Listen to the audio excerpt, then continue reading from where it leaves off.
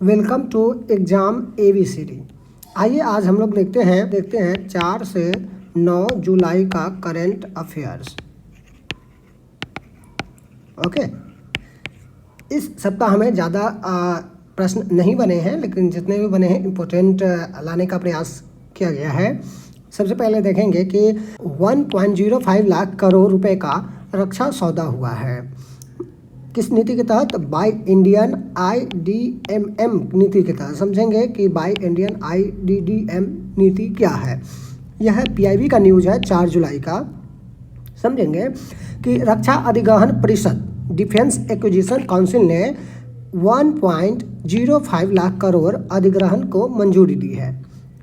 यह सौदा by Indian IDDM श्रेणी के तहत किया गया है। इसमें होता क्या है कि हमारे सैनिक लोग हैं, उनको स्वदेशी डिज़ाइन और निर्माण के सामान खरीद करके दिया जाता है। मतलब भारत से ही जो भी उनको इक्विपमेंट दिया जाता है, चाहे वह कुछ भी हो सकता है, जैसे में मशीन गन हो या विभिन्न प्रकार के बम बारूद जो भी है, वह सभी कहाँ बने होंगे? इंडिया में बने होंगे। ठीक है, इससे फ़ायदा क्या होगा? तो मेक इन इंडिया और स्ट्रेटेजिक ऑटोनॉमी को बढ़ावा मिलेगा।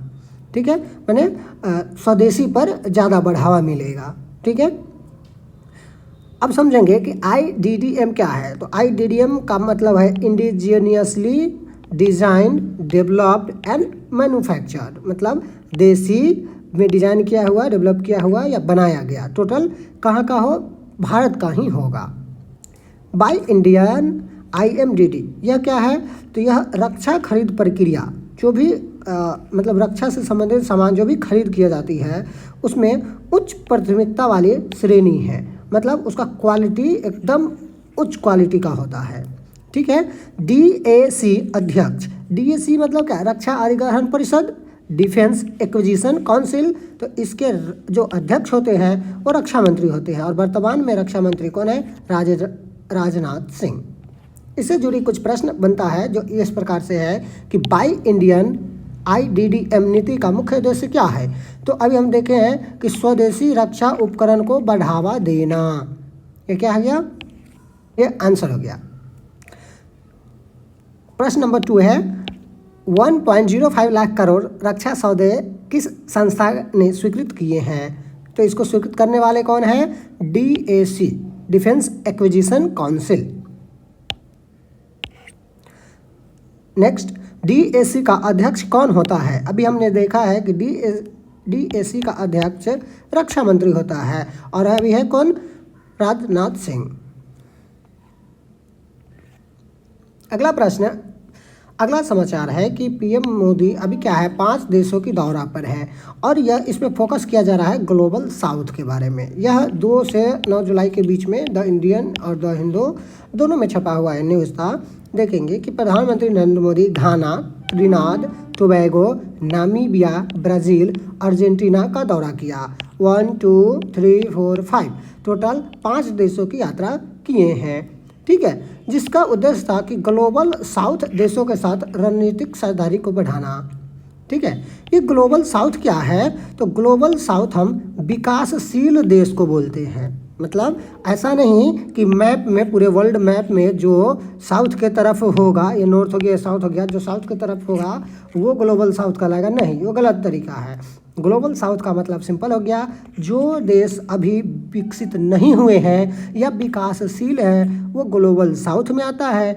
और ग्लोबल नॉर्थ क्या होता है? तो जो विकसित देश है, जिसमें G7 में आप देखेंगे जो भी देश है सभी के सभी क्या है? विकसित देश है, तो वो कहलाते हैं ग्लोबल नॉर्थ। ठीक है, और एक है साउथ कोऑपरेशन, जिसमें क्या करता है? विकासशील देश आपस में मिल करके, माने जो भी ग्लोबल साउथ वाले देश हैं वो आपस में मिल करके और अपना आर्थिक और टेक्नोलॉजी जो भी डेवलपमेंट है उसको सहयोग करता है। जैसे भारत क्या किए हैं, इन सभी देशों में अभी कुछ रणनीतिक साझेदारी बना है कि जो भी भारत में जो टेक्नोलॉजी है ना, सर्विस सेक्टर के मामले में इंडिया बहुत आगे है। तो सर्विस सेक्टर के मामले में, टेक्नोलॉजी के मामले में क्या करेगा? इस जो विकसित देश है ये सब बहुत बड़ा बाजार है। ठीक है, तो इसको हेल्प करेगा। ठीक है, इसके बारे में हम वीडियो के अंत में आपको और समझाने का प्रयास करेंगे।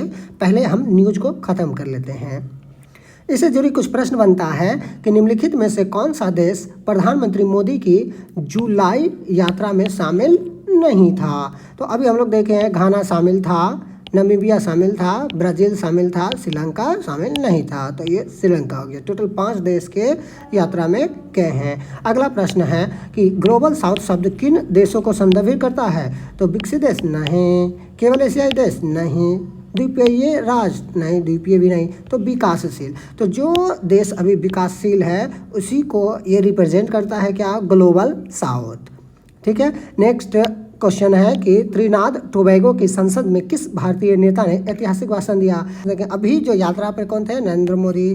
तो त्रिनाद और टोबैगो की संसद में किस भारतीय नेता ने भाषण दिया, तो श्री नरेंद्र मोदी जी हैं। Option number B. अगला है ये आईएमडी जो कि न्यूज़ में रहे हैं, आईएमडी जो कि न्यूज़ में रहा है। 15 दिन की भीषण चेतावनी दिया गया है कि लगातार 15 दिन तक बारिश होगा दिल्ली में और हरियाणा में, उड़ीसा में, इस तरह के राज्यों में ये लगातार भारी बारिश की चेतावनी दिया है। तो हम समझेंगे कि आईएमडी है ना, जिसका हिंदी नाम है भारतीय मौसम विभाग, इंडियन मेट्रोलॉजी डिपार्टमेंट। ठीक है। भारत में मानसून से जुड़ी चेतावनी देने का काम यही करता है। नीति नियोजन, जल प्रबंधन, पर्यावरण से जुड़े जो भी काम होता है यही करता है। जो भारत से सैटेलाइट जाते हैं, जो भी इन्वायरमेंट से रिलेटेड, वो जा करके आईएमडी को ही सूचित करता है। तो हम समझेंगे आईएमडी का मुख्यालय कहाँ है। तो आईएमडी का मुख्यालय है दिल्ली में। ठीक है। और वर्तमान में आईएमडी के अध्यक्ष कौन है, तो Mrityunjay Mohapatra. Option number C. ठीक है। नेक्स्ट है, अब हम लोग देख लेते हैं कि ग्लोबल साउथ के बारे में। ठीक है। ग्लोबल साउथ क्या है। तो ग्लोबल साउथ एक भौतिक, ग्लोबल साउथ के बारे में देख लेते हैं। ग्लोबल साउथ क्या है, तो ये भौगोलिक शब्द नहीं है। भौगोलिक शब्द नहीं मतलब क्या, ये मान लेते हैं मेरा मैप हो गया। ठीक है। ये हमारा मैप हो गया पूरे वर्ल्ड का, है ना। ये नॉर्थ, साउथ, ईस्ट, वेस्ट। तो नाम से लग रहा है क्या कि जो इधर के जो भी देश होंगे साउथ के तरफ वो ग्लोबल साउथ कहलाएंगे, लेकिन नहीं, ऐसा नहीं है। वास्तव में ग्लोबल साउथ का मतलब है आर्थिक और राजनीतिक अवधारणा से। क्या है, आर्थिक और राजनीतिक अवधारणा से। ठीक है। इनका प्रयोग उन देशों के लिए किया जाता है जो ऐतिहासिक रूप से किसी न किसी का उपनिवेश रहे हैं, मतलब कभी न कभी ये गुलाम रहे हैं, और वर्तमान में यह विकासशील है या नवोदयशील है, मतलब धीरे धीरे डेवलप कर रहे हैं, है ना। वैश्विक मंच जैसे में यूएन हो गया, WTO हो गया, G20 में हो गया, अब भी इनका आवाज़ बहुत कम जाता है, पहुंच नहीं पाता है। ठीक है। जैसे देखेंगे आमतौर पर इसमें शामिल कौन कौन से राष्ट्र हैं, तो एशिया में हो गया Bharat, Indonesia, Vietnam, Philippines, Bangladesh. Africa में हो गया घाना, नाइजीरिया, केन्या, दक्षिण अफ्रीका, इथियोपिया। लैटिन अमेरिका में हो गया Brazil, Argentina, Peru, Bolivia. Caribbean में हो गया त्रिनाद टोबैगो, जमैका। इसके अलावा भी बहुत है, कोई ज़रूरी नहीं कि इतना ही है। जो देश अभी क्या है, डेवलपमेंट के कंडीशन में है और अभी बन ही रहे हैं, वो सभी ग्लोबल साउथ कहलाते हैं। ठीक है। अब समझेंगे कि इसका ग्लोबल नॉर्थ और ग्लोबल साउथ में डिफरेंस क्या है। तो समझिए, अगर हम देखें तो ग्लोबल साउथ की जो अर्थव्यवस्था है वो विकासशील है। जहां नॉर्थ वाले का विकसित हो चुका है, वहां उद्योग बहुत औद्योगिकृत है। राजनीतिक शक्ति क्या है, सीमित है या कम है, विश्व पर इसका असर कम पड़ता है। लेकिन ग्लोबल नॉर्थ में क्या है, जैसे G7 सदस्य है तो इसका नेतृत्व सभी जगह होता है। संसाधन, अधिक जनसंख्या है और संसाधनों की इसमें भी भरमार है। लेकिन इसका ग्लोबल नॉर्थ का क्या है कि इसका टेक्नोलॉजी अच्छा है और पूंजी इसके पास ज़्यादा है। ठीक है। भारत देखेंगे कि ग्लोबल साउथ की आवाज़ बढ़ाने के लिए भारत UN, G20, ब्रिक्स जैसी मंचों पर सक्रिय रहा है। साउथ साउथ कोऑपरेशन में मैंने ग्लोबल साउथ वाले दूसरे ग्लोबल साउथ वाले की मदद करते हैं, उसमें भारत क्या कर रहा है, तकनीकी, स्वास्थ्य, डिजिटल सहयोग देता है। जैसे स्वास्थ्य में क्या, वैक्सीन मैत्री योजना चलाया, सौर ऊर्जा मिशन, डिजिटल पब्लिक इंफ्रास्ट्रक्चर इत्यादि। ग्लोबल साउथ क्यों महत्वपूर्ण है, भारत क्यों ग्लोबल साउथ के पीछे भाग रहा है। तो सबसे बड़ी बात है, भारत को एक मिल सकता है बहुत बड़ा बाजार। ठीक है। जो भी भारत में प्रोडक्शन हो रहा है उसका बाजार मिल सकता है। क्यों, क्योंकि ये विश्व की 80% जनसंख्या ग्लोबल साउथ में रहती है। ठीक है, इसलिए इसको भविष्य का बाजार बोला जाता है। यह क्षेत्र आगामी दशकों में सबसे तेजी से विकास करेगा, तो इसका फायदा भारत भी लेना चाहेगा। भारत की भूमिका क्या है, तो भारत को ग्लोबल साउथ की आवाज़ के रूप में स्वीकार किया गया है, क्योंकि भारत क्या करता है, ब्रिक्स में, G20 में, IMF में, इस सब में ग्लोबल साउथ की बात को रखता है। असमानता की चुनौती, ग्लोबल साउथ में जलवायु बराबर नहीं है, टेक्नोलॉजी ट्रांसफ़र, वित्तीय सहायता की ज़रूरत है, क्योंकि वो डेवलपमेंट फेज में है। हाल की घटना क्या हुआ है, जिसके ऑलरेडी हम लोग देखा है कि प्रश्न कुछ बना है, जैसे PM मोदी जुलाई 2025 में कहाँ 5 देशों की यात्रा की है, जिसमें घाना, त्रिनाद, ब्राज़ील, ग्लोबल साउथ देशों में यात्रा किए हैं। ग्लोबल साउथ समिट, पिछले बार 2023 में ग्लोबल साउथ का समिट हुआ था, जो कि इंडिया में हुआ, लेकिन ये वर्चुअल हुआ था कोविड वगैरह के कारण। भारत का प्रस्ताव है ग्लोबल साउथ को एक वैश्विक एजेंडा को बनाना। इससे संबंधित कुछ प्रश्न है कि ग्लोबल साउथ शब्द किन देशों के लिए प्रयुक्त होता है, तो अभी हम लोग देखे हैं कि उदयमान और विकासशील देशों के लिए ग्लोबल साउथ वर्ड का यूज होता है। भारत ग्लोबल साउथ की आवाज़ कैसे बन रहा है, तो उसमें क्या करा है, टेक्नोलॉजी और डिजिटल सहयोग दे करके। आपको वीडियो अच्छा लगा हो तो लाइक करें, शेयर करें, सब्सक्राइब करें। Thank you for watching.